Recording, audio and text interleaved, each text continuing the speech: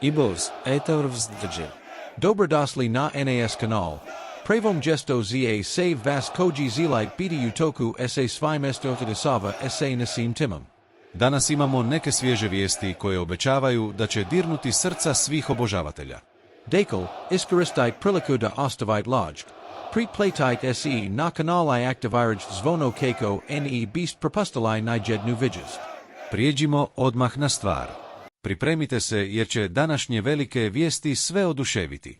Dinamo Zagreb uskoro će objaviti novo pojačanje koje obećava uzdrmati europsko tržište i donijeti puno kvalitete našoj momčadi. Momčadi bi se trebao pridružiti mladi španjolski lijevi bek Jan Aliveras. Nakon brojni nagadanja I intenzivni razgovora, konakno smo potvrdili da je 20 igrak, koji je trenutno Uromi, na putu za Maksimir. Prema pozdanim izvarima, Oliveras ceza 2 dana nastupati uz agribu, a navajasi se mogu posidi pripremati za dosek. Jan Aliveras je talent koji obećava i već je privukao pozornost brojnih klubova diljem Europe. S ugovorom u Romi do ljeta 2026. Bio je vrlo blizu prelaska u Saudijsku Arabiju, ali odlučio ostati u Europi, što je za nas bilo veliko olakšanje.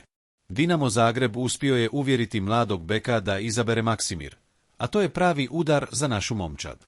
Igrak je poznat po svojoj brzini, a brambanaj sposobnosti I sposobnosti podrsk napadu, karakteristikama koj se sigurno biti veliki adat za nasu momčad. Njegov dolazak trebao bi dodatno ojačati lijevog beka, koji je ključna pozicija u našoj taktičkoj shemi. Nadalje, potpis Oliverasa odraz je Dinamove predanosti traženju mladih i perspektivnih talenata, koji mogu pridonijeti rastu i uspjehu momčadi u nadolazećim godinama. To je ulaganje u kvalitetu i budućnost momčadi, a mi kao navijači od toga možemo imati samo koristi.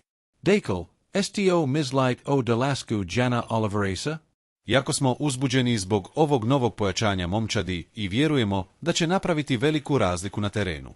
Želimo čuti vaše mišljenje o ovom potpisu i utjecaju za koji vjerujete da bi mogao imati na našu sezonu. Ako vam se video svidio, ne zaboravite ostaviti like, podijeliti s prijateljima i naravno pretplatiti se na kanal kako biste bili u toku sa svim novostima. Vaše sudjelovanje nam je ključno i veselimo se čuti što mislite. Do sljedećeg puta, fanovi!